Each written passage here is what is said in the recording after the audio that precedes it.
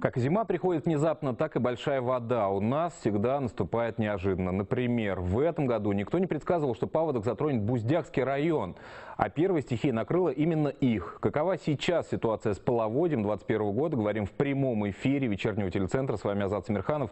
Здравствуйте, добрый вечер. Звоните к нам в студию, если вам есть что рассказать, какая ситуация в вашем муниципалитете. Ну а наш интерактивный опрос сегодня звучит так. Подтопило ли вас в этом году? Да или нет? Отвечайте, пожалуйста, задавайте свои вопросы. Я же представлю тех, кто сегодня у нас в студии собрался. Это Ильдар Саидгареев, заместитель начальника Главного управления МЧС России по Республике Башкортостан, начальник управления гражданской обороны и защиты населения.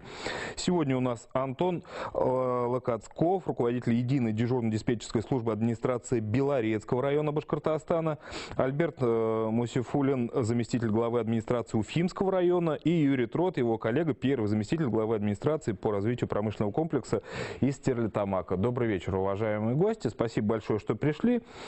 Ильдар Галич, ну вот я коротко телезрителям уже сказал, да, что неожиданно у нас пришла вода. Что говорили метеорологи? Ожидали вы такого насыщенного и быстрого паводка в этом году?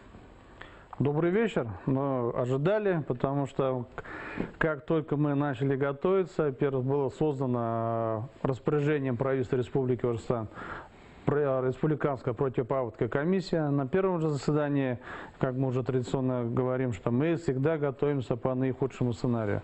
А наихудший сценарий — это есть нормативный документ республики, постановление правительства Республики Башкортостан номер 22, где внесены в реестр населенные пункты, которые где-то в течение 50 лет они были подтоплены. То есть я правильно понимаю, что этот документ постоянный и принят был еще лет 10 Нет, он не назад, постоянный, да? то есть постоянно вносятся изменения. То есть начинали там меньше было. Сейчас в данное время там в реестр входит около 42 муниципальных образований, 257 населенных пунктов. То есть по наихудшему сценарию работали, отработали, создана была вот эта комиссия, план подготовки проведения, проводили строевые смотры готовности. Так что неожиданности не было. Угу.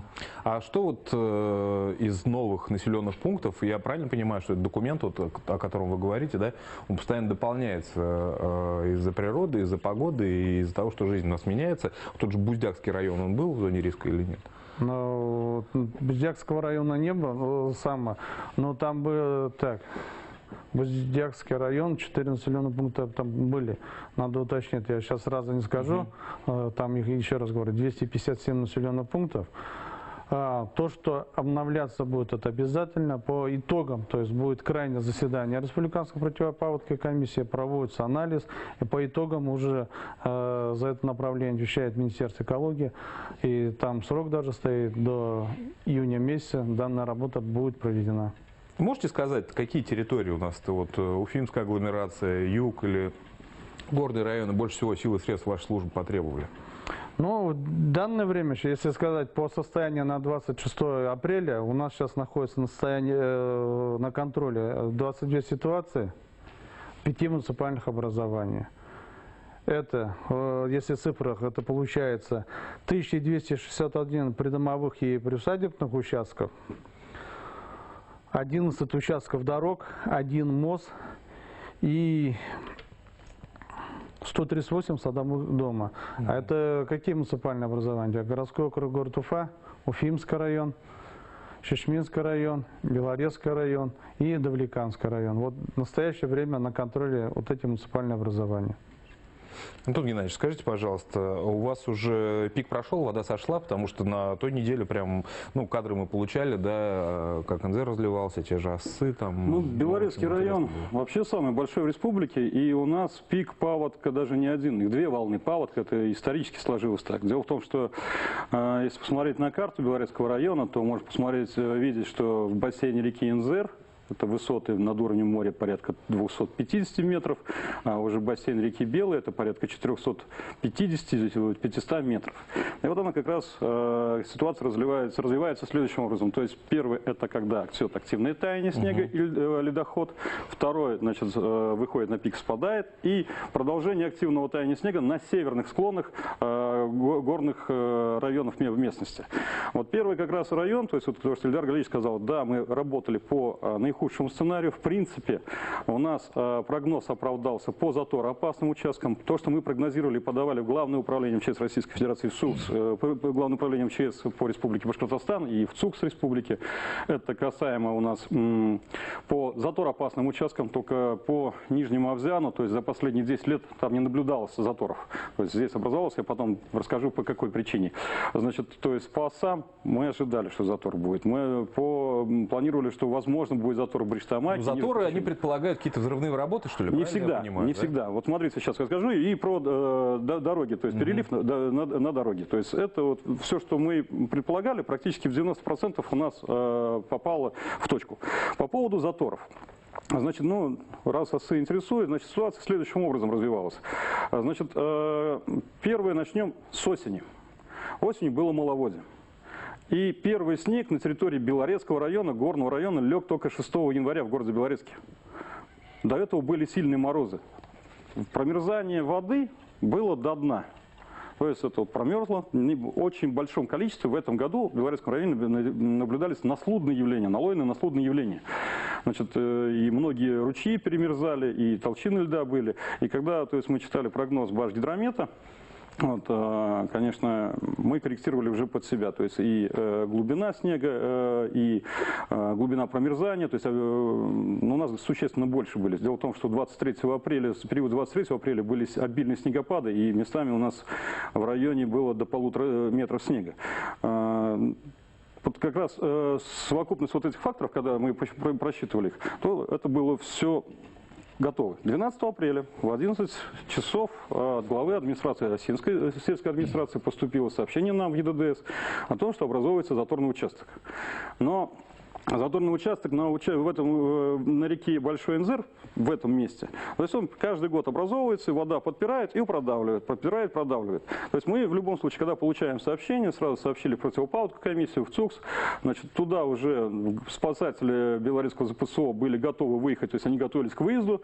Вот. И буквально минут через 15-20 уже поступает сообщение, что затор уплотнился, резкий подъем воды идет и перелив через автомобильную дорогу в сторону улицы Набережной.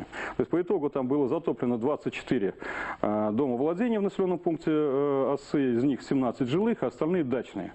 Значит, туда сразу же что было сделано? То есть там силами администрации местной до прибытия сил и средств нашего белорусского звена БТП РСЧС, значит, организована эвакуация жителей. То есть эвакуировали двух бабушек, двух детей, которые родительница оставила, по каким-то причинам выехала в магазин.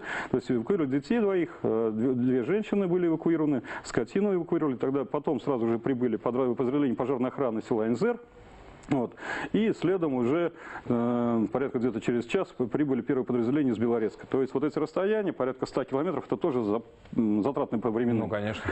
Значит, что было? То есть здесь было проведено в первую очередь обследование затороопасного участка. То есть он скапливался, вода поднималась, опускалась, то есть находила себе где-то путь. Значит, поступила информация, что с Уфы, Салкина выезжает команда взрывников. То есть мы их встретили. И на утро уже совместно со спасателями, с противопаводковой комиссией администрации района, значит, определяли места подрывов. Всего было проведено 8 подрывов в течение дня. И вот эти 8 подрывов, они как раз сыграли свою положительную роль, то есть затор ушел. Но последний раз надо отметить, что в населенном пункте осы подтопление улицы Набережной было только в 2005 году и в гораздо более меньших объемах. То есть вот такого наводнения... Я поэтому и спрашиваю про осы, потому да, что... Как бы... потому что параллельно была, то есть в населенном пункте Энзер также образовался затор, подтопило 4 дома. За последние, как минимум, 15-20 лет таких явлений не наблюдалось. Затором, из-за того, что образовался затор, часть льдин и перелив на дороге от населенного пункта Сафаргулова, там было отрезано 4 населенных пункта, просто переливом воды 4 населенных пункта со стороны Нукатовской зоны. Ну и потом, ожидаемо у нас из Макаева было отрезано несколько дней, значит, и населенный пункт Медбаева, Зигазинского сельского совета. Там были готовы, мы прогнозировали. То есть это запасы лекарственных средств, это запасы продуктов питания были созданы для детей, вывезли сразу в интернет в НЗ. Значит, люди были оповещены, то, что было сделано. маломобильные граждане, граждане, которые нуждаются в срочной медицинской помощи, пока медицинским показаниям были предложены либо вывести, либо они были вывезены. То есть вот жалоб с тех территорий, где мы прогнозировали, не поступало. То, что произошло в Оссах, это совокупность факторов различных, в том числе... Ну, вы говорили да. вот промерзание, как бы, да, Вот он стал. позднего снежного покрова и так далее. Давайте дальше будем двигаться. Альберт Раисович, ну, у вас, я так понимаю, что горячая пора еще не прошла, да? То есть да, у нас... вы еще плывете, если говорить проще, да? Ну, мы не плывем, сейчас ситуация стабилизировалась. Вот, то есть мы первые звонки о подтоплении начали получать 28 марта, но это было связано как раз с погодными условиями. Земля промерзла, а снеговой покров большой, вода пошла в низменные участки, а это, как правило, либо СНТ, либо новые земельные участки, дома построенные. Вот. Тоже была организована работа, чтобы дома от подтопления спасти. Вторая волна началась, когда уже начали таять активно поля, и пошли степные реки, это Бирсуань и Уршак. Причем, используя опыт прошлых лет, мы, например, уже в Зубово было серьезное затопление в 2018 году, и в 2018 году была построена дамба у села Зубово. Но в этом году вода пошла... Зубово в этом году тоже плыло уже? Зубово, Бирсуань разлилась больше обычного. Если она раньше добавляла 4-5 сантиметров в сутки, то в этом году рост у них шел 26-31 сантиметр. В связи с этим силами района были проведены работы по увеличению высоты дамбы, дабы прикрыть помещение, и была организована работа по разбору ледяных заторов. Этим мы достигли то, что Зубово не затопило. Но потом у нас 9 апреля, получается, поступил сигнал. Это от 3 СНТ в деревне, рядом с деревней Булгаково. Там произошел перелив единственного подъезда к садам. Там порядка 620 участков. Было 46... Люди были отрезаны или нет? Люди были отрезаны, 46 человек находилось. Но оперативно мы сработали совместно силами МЧС. То есть в тот момент, когда прибыли и противопаводковая комиссия Уфимского района, когда прибыли силы МЧС, проход там у людей сохранялся. Быстро была организована переправа для населения. Туда пришла спецтехника, то есть население отрезанным не оказалось. Со всеми поддерживалась связь. Желающих людей, люди были эвакуированы. И переправа для людей была организована. Многие ведь или некоторые не хотели покидать свои дома, говорили, что вода уйдет, да?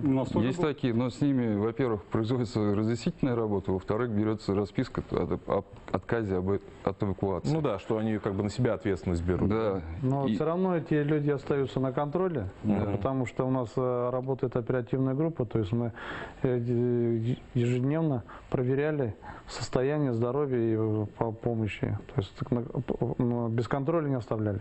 Поговорим об этом еще. Хочется с Стерлитамаку обратиться, Юрий Владимирович. Я так понимаю, что у вас большая вода миновала, да, в глобальном смысле в этом году? Или расслабляться рано еще? Ну, миновала, сложно сказать, с учетом того, что в зимнее время мы начали подготовку к этому мероприятию. И силами МЧС Башкирии, то есть у нас были проведены 2 тренировочных таких мероприятия, которые, в принципе, дали вот именно направленность на подготовку, и те проблемы, которые могли быть, мы их пошли на предупреждение. Ну это что такое? Готовность сил, средств, как бы тактические учения, или, если говорить, там, это были тактические учения, то есть силами городской команды, МЧС, дальше аварийно-спасательной станции. На мероприятиях по вот именно предотвращению у нас первой пошла река Селиук. То есть и на этой реке было 7 заторов. Те, которые внутри, можно сказать, жилого массива, и какие-то взрывные работы, хотя все было приготовлено, делать нельзя было.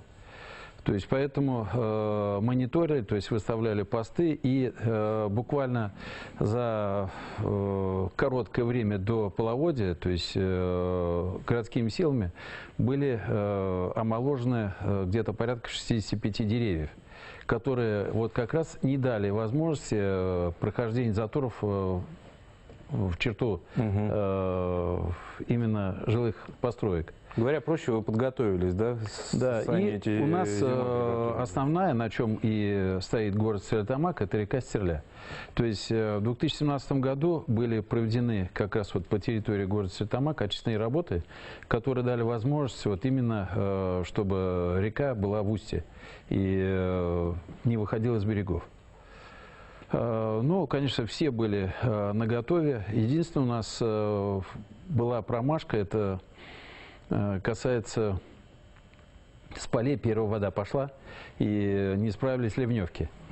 Вот это было. Но это было короткое время, то есть порядка меньше одних суток. Это в городе самом, да? В начале города, это Ближе к реке, да? Там Нет, как раз это с полей в районе автовокзала, то есть вот эта вот часть. Хотя там рек вообще нет.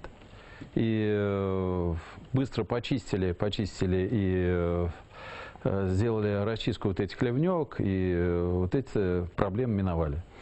Понимаю, можно сказать, малой кровью, да? Что сейчас, какие прогнозы там, вторая, прогнозы третья волна и прочее, потому что осадки меняются. Более-менее утешительно, с учетом того, что Селивук уже вода прошла, Стерля вода прошла, Ашкадар и Белый – это две реки, которые зависят от Юмагузинского и Нугуша, то есть водохранилища.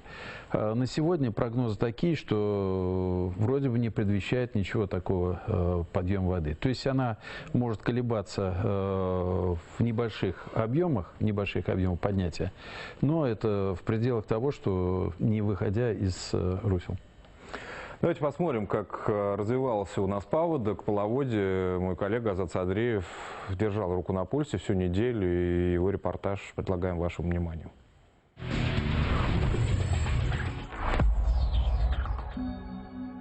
Там глубоко дальше, да? Ну, по пояс дальше. По пояс. Она рельеф вот так вот идет. Попасть домой некоторые жители кооперативной поляны теперь могут только на лодке. Если своей нет, то можно попросить подбросить до участка сотрудников противопаводкового штаба. В день они делают несколько десятков рейсов.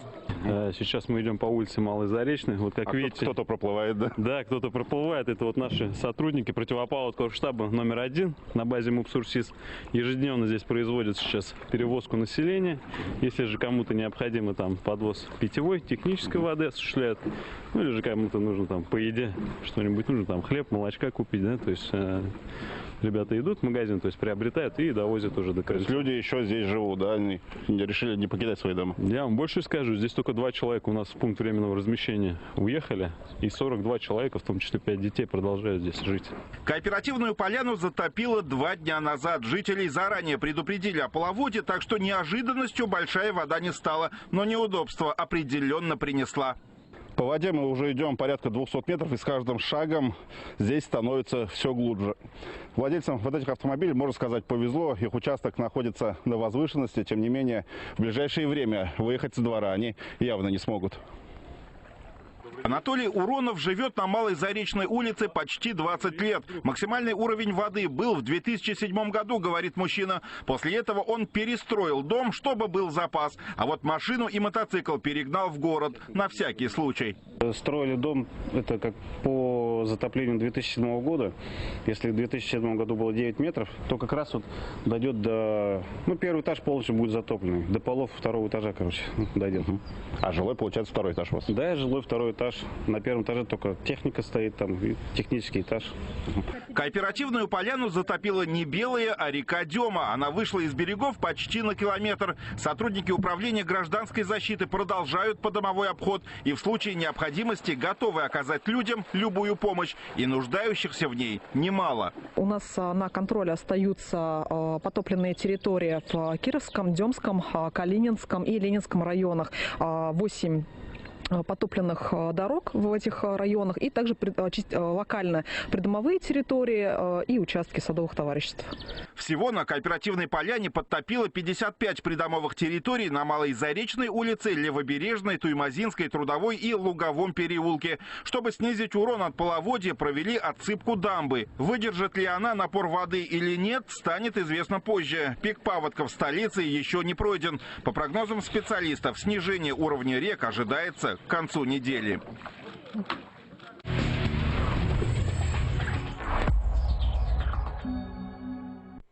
Ну, действительно, в выходные была информация о том, что та же Дема в Уфе, да, она разливалась и уровень воды повышался. Сейчас что у нас на сегодняшний день, Ильдар Галиевич?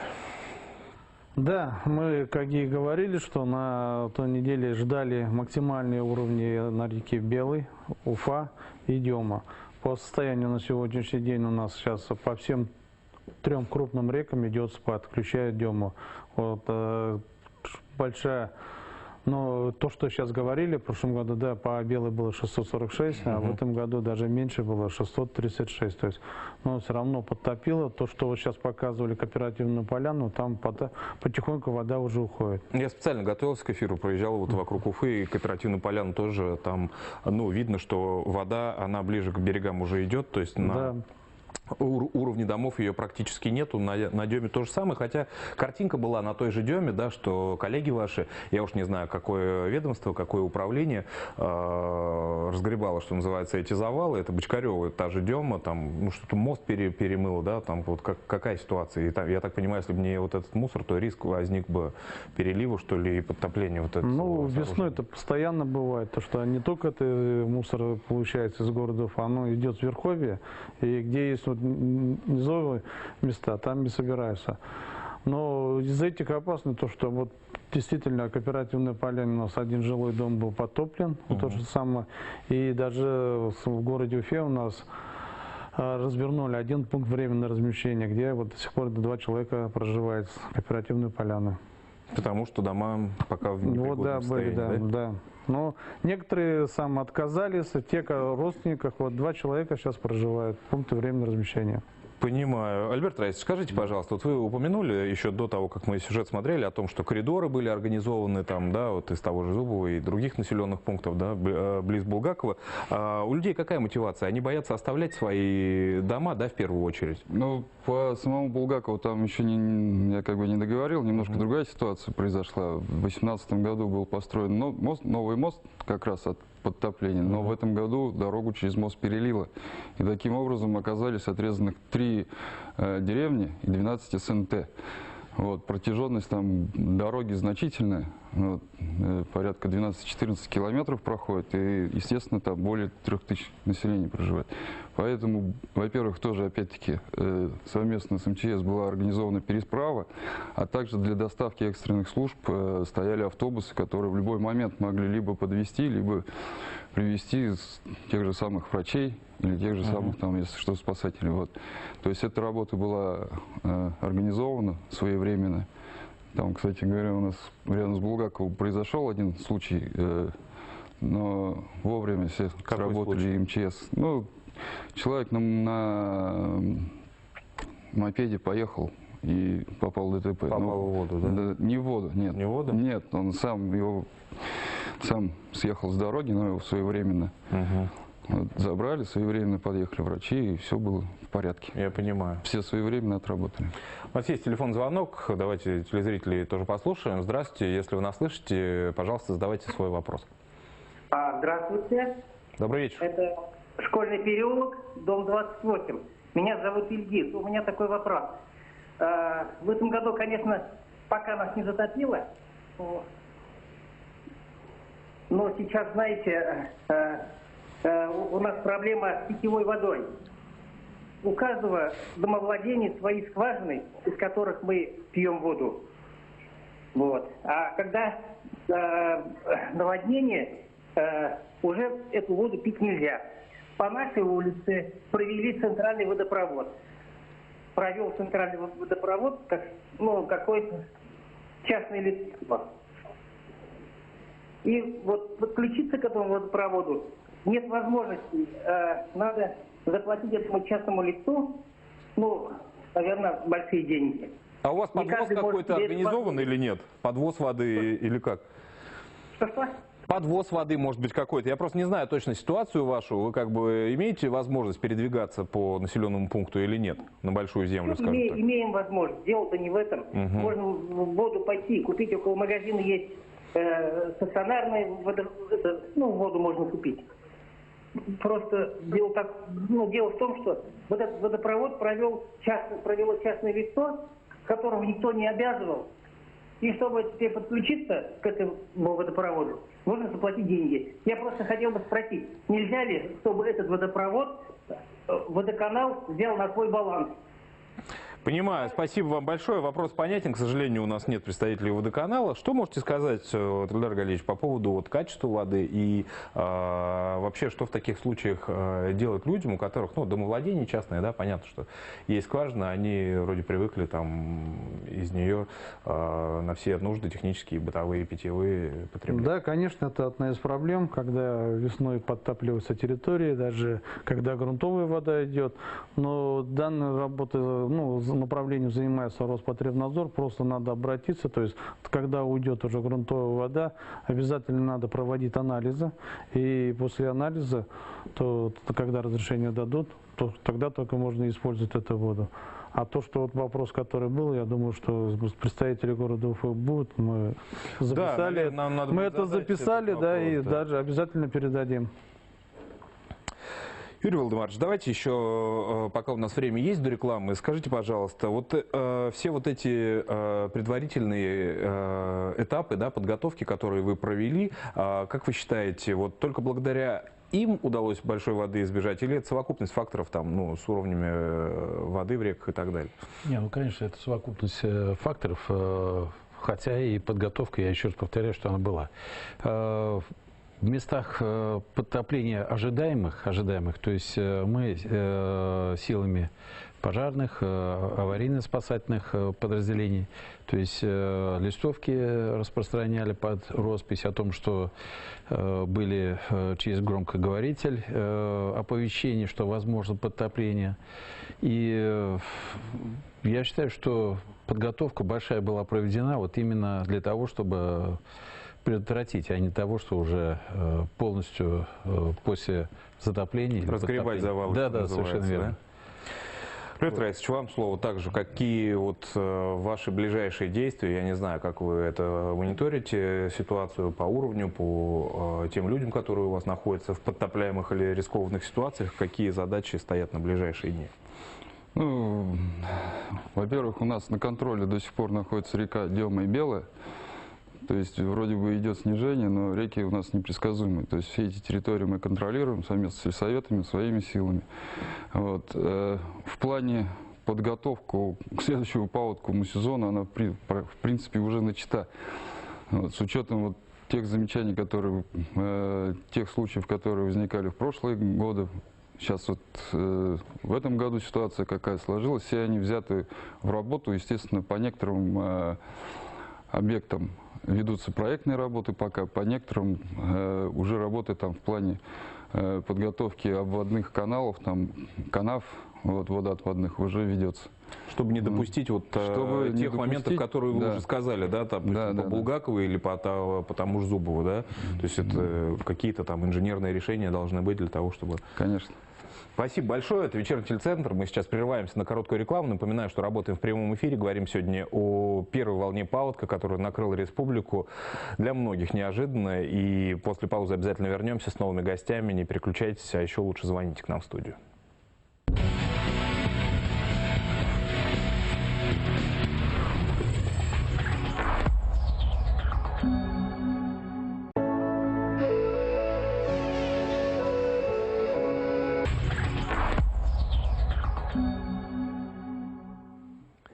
Вечерний телецентр продолжает свою работу в прямом эфире. Говорим сегодня о половодье нынешнем, которое доставило немало проблем, как и службам, но самое главное жителям нашей республики. Причем вне зависимости от географического положения. После паузы к нам присоединяется Владимир Тимашев, начальник аварийно-спасательной службы МЧС по республике Башкортостан, и Александр Григорьев, заместитель начальника управления гражданской защиты администрации города Уфы. Здравствуйте, добрый вечер. Добрый вечер. Добрый вечер. Владимир Викторович, скажите, пожалуйста, как строится ваша работа в эти дни? И, не знаю, что необычного, что вы ожидали вообще от этой весны, от этого половодья, и сбылись ли ваши прогнозы? Мы, конечно, готовились к паводку, как и все спасательные подразделения, заранее. То, что паводок придет, это было очевидно. Проводилась подготовка и на уровне муниципалитетов, на уровне республиканских органов исполнительной власти. Ну и, конечно, на уровне подразделений МЧС и аварийно-спасательной службы Госкомитета Республики по чрезвычайным ситуациям. Ну, нам, как у спасателей, задачи довольно специфические. Мы привлекаемся обычно в острой фазе паводка, когда непосредственно есть угроза жизни и здоровью людей. Но в этом году мы также оперативно привлекались для мониторинга обстановки, для разведки обстановки на месте с привлечением судно-воздушной подушки, беспилотного летательного аппарата. Также на базе нашей службы Госкомитетом был создан оперативный штаб, который координировал эту работу. Ну, то есть я хочу сказать, что вот эта подготовка к паводку, она заранее проводилась. Это целый комплекс мероприятий и целый перечень взаимодействующих служб, которые занимаются ликвидацией последствий паводка. Непосредственно в острой ситуации, у нас в этом году острые ситуации были, когда внезапно поднимался уровень рек. Это, ну, в первую очередь, наверное, Бешбулякский район, река Уезы, когда внезапно за ночь там уровень воды поднялся. Также на реке Инзер в Осах. Ну и, конечно, в Дуванском районе при быстром подъеме реки Ай. Я вот не зря после паузы начал говорить вне зависимости от географического положения. Да, у нас северо-восток и запад, и, ну, если можно назвать Зауралье, Белорецкий район, да, то есть все, и центр республики, все плывет.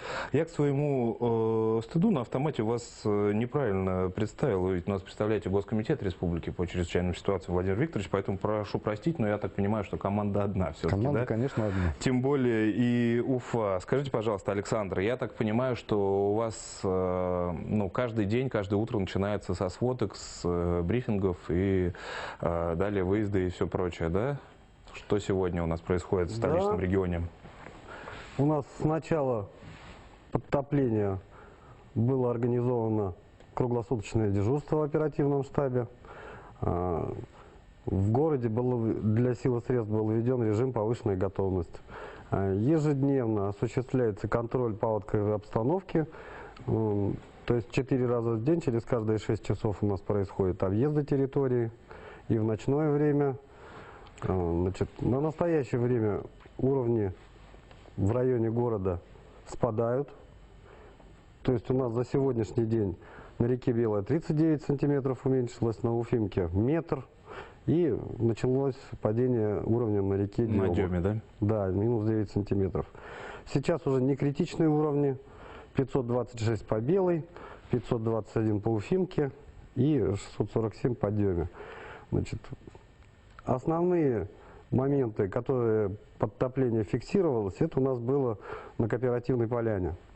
В пике половодья, которые мы уже достигли, были подтоплены 74 придомовых территорий и 1 жилой дом. Люди, практически никто не пожелал выезжать в пункты временного размещения, хотя у нас в период подготовки к паводку было развернуто 60 пунктов и подготовлено для приема населения, рассчитанных на размещение 6500 человек. Ну, единственное, кого мы разместили... Может, это и к лучшему, что люди отказались, Конечно. большой воды не было, да, и не пришлось вот в этом временном фонде нашим уфимцам, которые в этих зонах живут. Вот с Кооперативной поляны у нас пожелали выехать только 2 человека. Это семья, женщина и мужчина, мать и сын. Ну, это капля в море, на самом деле, да? Да. Они сейчас еще остаются в ПВР. Как только их территория освободится, они выйдут оттуда. Также у нас остаются перелитыми 7 участков дорог. Это, значит, улицы на Кооперативной поляне Трудовая и Малая Заречная. В Демском районе дороги КСНТ, Казарес, Альбатрос, Озон. Там большой перелив, более 8 километров. То есть пока вода в Деме только слабо начала убывать, пока этот перелив сохраняется. Но участки, подтопленные территории, у нас значительно уменьшились. Было 461 подтопленный участок, сейчас уже ровно Деме, половина, да, вот в этих СНТ ровно половина из них освободилась от воды. Но остаются подтопленными еще дороги у нас в Кировском районе. Это санаторий профилакторий «Солнечные пески», база отдыха «Ротчер», да, на мелькомбинате. Ну, в принципе, ушла вода с дороги Романовка-Казарес.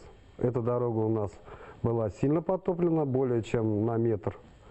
Сначала осуществлялась перевозка населения там у нас автомобилем повышенной проходимости, а уже начиная с 18 числа и по 24 включительно у нас работала паром службы речных переправ. За все время паромами было перевезено более 850 человек, 98 рейсов. Сейчас вода с дороги ушла полностью. Ну и хорошо, давайте послушаем наших телезрителей, что говорят те, кто звонят нам в студию. Здравствуйте, вы в эфире. Здравствуйте. Добрый вечер. Известно, что причины подтопления деревень Бекетово, Визовка, Визовск-Слобода, бывшего поселка Соловьевка и части Булгакова явился Булгаковский мост и автодорога, ведущая на поселок Геофизиков. Кому это? Так, что за вопрос? Вы хотите спросить? Вопрос такой. То есть паводковые воды не смогли пройти по руслу реки, то есть из-за того, что пропускная способность в этой части невелика. Была уменьшена из-за строительства дороги. Понял ваш вопрос. Да. Остается добавить, где же вы раньше были? У нас до паузы был как раз представитель Уфимского района, который об этом говорил. Могли бы сейчас более подробно сказать. Вообще, насколько часто инженерные решения, да, рука человека там может повлиять в худшую сторону, как вот мы видим в Уфимском районе, на ситуацию с паводком? Ну, вполне часто может быть. То есть, первый же это проект. С чего начинается любой инженерное сооружение, это проект. И если сделанный правильный проект, просчитанный правильно, с учетом наблюдений, многолетних наблюдений, в том числе и физически посмотреть, а не просто расчетный, то он будет работать нормально. А если элементарное какое-то упущение, упрощение схемы, например, заторный участок на мосту, если не сделать ледорез какой-то, то есть он может послужить... Ну, это вот как раз, наверное, отсылаясь к тому, о чем говорил у нас представитель Уфимского района, о том, что работать им и работать еще надо. Самое главное, заранее надо готовиться. То есть, если даже и проектные данные, то обязательно надо перед паводком прочистить это, проверить, нету ли там мусора. Обязательно надо провести такие работы подготовительные. Вот я хотел про синоптиков поговорить, про наших метеорологов. К сожалению, они к нам в эфир не пришли, непонятно почему, хотя должна была прийти Анна Казаева, ну или какой-то другой представитель Башгидромеда.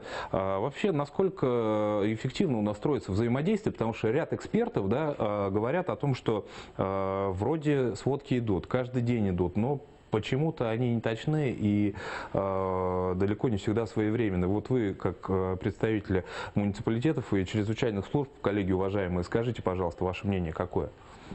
Ну, прогноз, который приходит, если в прогнозе написано, что местами по республике будут отрицательные температуры, это точно в Белорецком районе. Мы знаем где, как минимум 3 места. В целом, конечно, хотелось бы более подробный прогноз, и мы постоянно на совещаниях с главным управлением озвучиваем свои просьбы в меру возможностей. Потому что получается в среднем прогноз по как бы больнице 36,6. То есть, ну, а учитывая ваш район, да, некоторые регионы Российской Федерации меньше, чем ваш район, да, да, у вас, да. Я так понимаю, метеостанций не так много, да? Чуть половина в Республике Крым, чуть меньше половины в Республике Крым, то есть с учетом различных климатических поясов там у нас есть. То есть, если мы знаем, что вот сейчас в Воензарской зоне весна, то через 5 дней только она будет в Белорецке. Здесь я к чему клоню, что я думаю, что все-таки сеть наблюдательных станций, метеостанций, чем больше это будет сеть, тем больше, чем чаще эти данные будут стекаться не только по уровню снега, уровню осадков, ветра, направления для прогноза, но также и промерзание почвы, также другие какие-то характеристики, которые также будут незамедлительно поступать в единую информационную систему, они здорово помогут. То есть вот по тому же самому уровню льда, ну, какие-то точки соприкосновения мы готовы найти, но не везде и не всюду. Все-таки гидрология, метеорология – это науки, которым люди учатся. А просто так наскоком здесь это просто многолетнее наблюдение. К сожалению, последние года многолетние наблюдения не совсем себя оправдывают. Да, то есть прогнозы становятся неточными, и нужно эту историю развивать. К сожалению, нет у нас, вот опять же, не к кому воззвать, да, и Уфимский район ушел, а мне подсказывают, что телезритель наш, который звонил, говорит, что неплохо было бы сделать трубы большего размера, большего диаметра, да, для того, чтобы была пропускная способность, и, собственно, вот эту вот дорогу и не перемывала с мостом. Как вы считаете, это разумное решение или нет? Это правильно, потому что мы, еще раз говорю, ведем статистику сначала даже с первых происшествий, которые было, а так, если заказать, там более 60 случаев было, то есть по итогам обязательно будет итогу, я уже говорил, заседание Республиканской противопаводковой комиссии, анализ, сколько там вода трубных, где канализационная заливневка не сработала, то есть вот вся эта информация будет доведена, то есть будем готовиться на следующий уже 2022 год. Но это контроль будет возложен, опять же, на муниципалитет, правильно? Так, вот точно, по да. итогам, да? Да. Я вот хотел сказать, что у кого-то там недоработки есть, как вот мы видим в Уфимском районе, и немало, да, и, наверное, в других муниципалитетах. Как-то это вообще, я не знаю, регулируется уже на местном самоуправлении, либо предписания какие-то выписываете, либо что, чтобы не допустить в будущем? Ну, во-первых, то, что сказал, решение противопаводковой комиссии будет. То есть это все мы... Да? Это республиканское. Тем более я говорю, что это распоряжение правительства Республики Башкортостан создана данная комиссия. Ну, дальше тоже у нас Госкомитет по чрезвычайным ситуациям на муниципальном уровне будет отрабатывать. То есть мы по своей линии.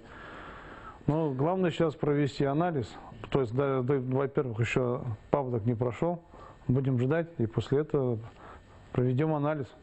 Владимир Викторович, какие у вас прогнозы, что вы ждете от этой недели? Да? Понятно, что вода у нас пошла на спад, как говорит коллега из Уфы, и, в принципе, данные тех же метеорологов, но все-таки расслабляться, наверное, не стоит. Да? Вы на какие территории больше всего с опаской смотрите, если можно так выразиться?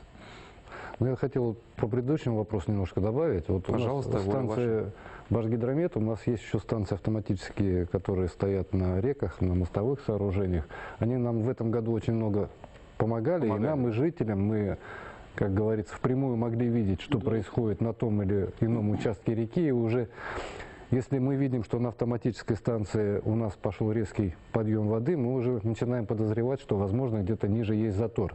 И мы можем туда отправить группу для мониторинга, что муниципальное образование, и посмотреть, что же там происходит. То есть вот, способы решения вот этой проблемы наблюдения гидрологического, они, в общем-то, есть. Ну, вы правильно говорите, все сейчас отмечают о том, что у нас идет спад воды, но наибольшую опасность для людей все-таки представляют для жизни и здоровья людей именно внезапные подъемы воды. Такие явления, к сожалению, ледоход хоть и прошел, но у нас могут быть заторные явления из-за мусора различного, затопленных деревьев, которые также пропускную способность мостовых переходов снижают, и это все ведет к подъему уровня воды на той же Деме. Также внезапно вот ситуация... Бочкарево видео было в выходные дни, я мониторил, да, я не знаю, какие силы ваши или коллеги устраняли, но там картинка такая явно там переливалась. Да? Ну, вот очень резко может уровень подняться на горных реках. Я говорю, ледоход уже прошел, но вот от этого мусора уровень может подняться. Ну, вот мы с коллегой из Белорецкого района за эфиром разговаривали, у нас, к сожалению, бывает так, что люди вместо того, чтобы даже вот подтапливают участок, его придомовую территорию, ну, можно же предпринять какие-то меры самому, прочистить канализацию, там, ливневку, сдвинуть льдины, да, там, который затор, только начинает затор образовываться. Ну, часто у людей, я не говорю, что у всех, но часто у людей такая реакция, что мы звоним 112, берем телефон и ждем, что же будет происходить дальше. И смотрим, наблюдаем. И смотрим, наблюдаем, как да. начинаем плыть, да? Вот, к сожалению, такая позиция, она, ну, имеет место быть. И вот этот шквал звонков, который был в Центр обработки вызовов 112, когда у нас паводок только развивался, у нас доходило до нескольких сот обращений граждан по подтоплениям территорий. Талыми водами. Да, мы все ждали. Да, в этом году был своеобразный такой вот температурный рекорд, что талые воды резко у нас образовывали, все низины затапливали. Но, слава богу, больших последствий таких удалось в этом году избежать. Ну, однако же мы продолжаем работать в усиленном режиме. Как будет развиваться паводковая обстановка, так будем действовать. Антон, а с чем вы это связываете, то, о чем говорит Владимир Викторович? Ну, это беспечность, либо это вот наше вот такое вот. Возьмем телефон и будем ждать, но сами палец об палец. Да, у нас были случаи, когда реально знали, что здесь канаву надо почистить. И зачем? Ниже, буквально через несколько домов, хозяин почистил канаву, и у него вода не идет. То есть рядом сосед, зачем я буду ждать? Были случаи, когда именно талыми водами, то есть это надо было поднять 112, это прилетели, значит, городское поселение, там, служба, приехал экскаватор, буквально копнули, вода ушла. Вот чуть-чуть, то есть это всего лопатой буквально там 20 минут поработать. Зачем отводить, пройти там на полчаса больше, отдолбить снег, и чтобы вода уходила вниз по течению, вниз, допустим, по естественному уклону, но по дороге. Зачем? Ну, может, проще в соседу пустить в огород. А потом, просто не просчитал дальше, то есть там Сольная поляна была затоплена талыми водами. Это тоже было, к сожалению. Но, с другой стороны, знаете, я хотел поблагодарить вот тех людей, которые местные жители, в Ассах, в Инзере. Нет, да? Они, которые помогали.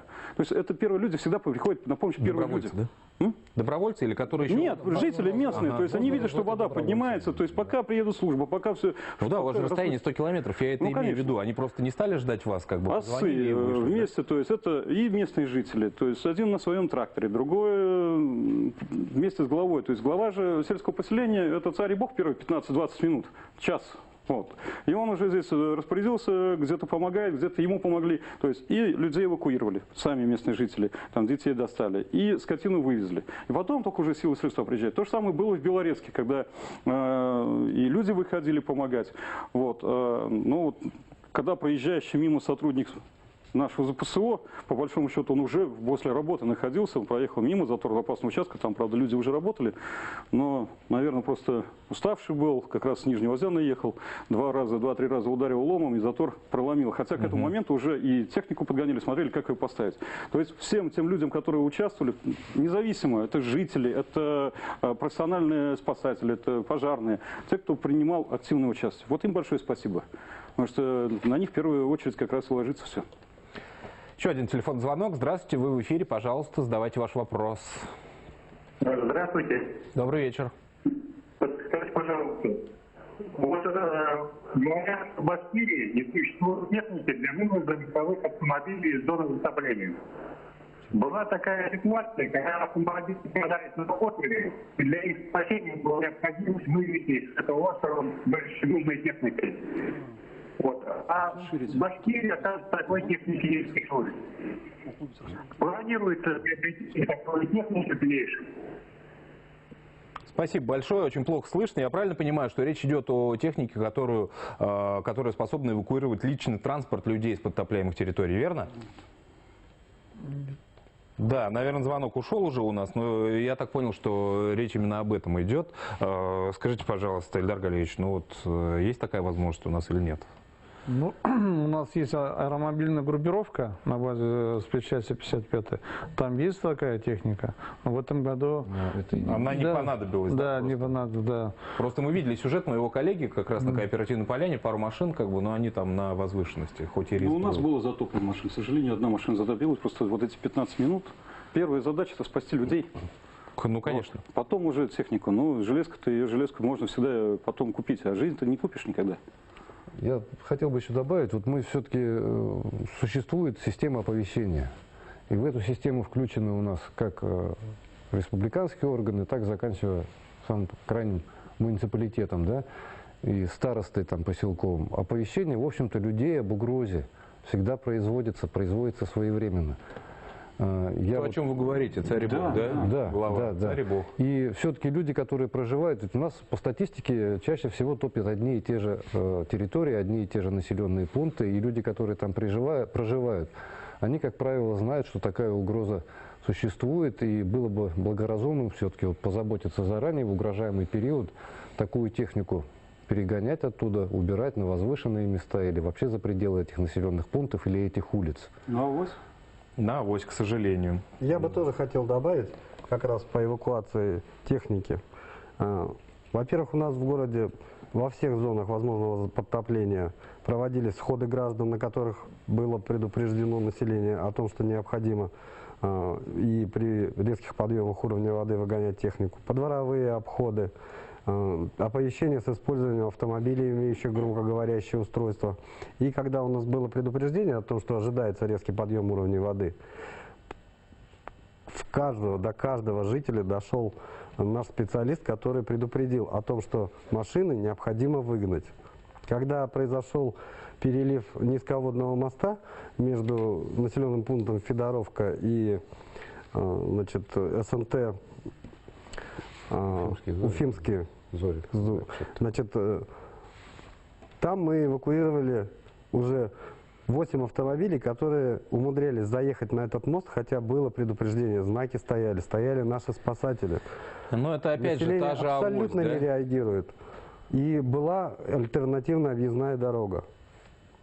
Вот именно вот отношение населения к своей жизни, оно не очень адекватно. К сожалению, я просто к чему это все? Потом это может вылиться как бы в дыры семейного бюджета, там опять же те же жалобы, и, ну не знаю, жалко людей, у которых скотина погибла, допустим, да, это ведь тоже... Ну, поэтому и говорим, что о том, что вот оповещение проводится, надо все-таки прислушиваться к тем советам, к тем прогнозам, которые дают службы спасательные, которые дают единые дежурно-диспетчерские службы и так далее. Давайте, у нас меньше минутки осталось, да, коротко, пожалуйста, одним словом. Паводок у нас заканчивается, пошел на спад, либо мы все-таки ожидаем второй волны?